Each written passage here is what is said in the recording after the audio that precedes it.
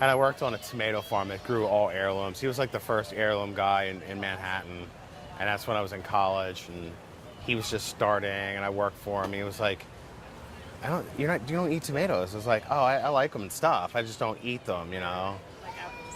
And he gave me this tomato. It was like black. And he's like, here. And he was like, we're not doing anything till you eat that. And I was like, all right. And I bit in it, and I just remember my eyes like rolling back in my head. And it was the best thing I'd ever put in my mouth. And then I just started eating everything, and that's why I collect tomatoes now from that day. You know, it was just life-changing.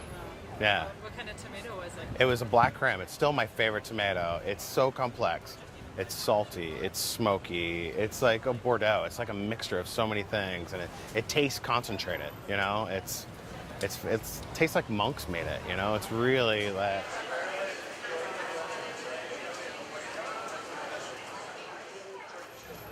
And then, you know, people will be like, well, I want a tomato plant, I'll sell them that. And then the next year they'll come back and just be like, you have these, right? You know, I could start just selling t-shirts for that tomato and start a fan club for it because people love it so much.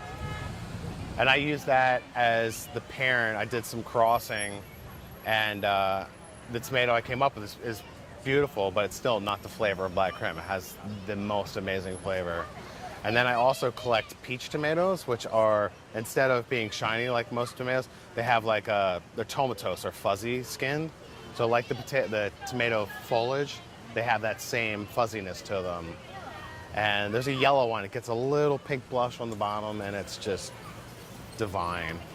But now I have a black one, I have a striped one, I have an orange one. Yeah, I have 2 French varieties that are peach tomatoes.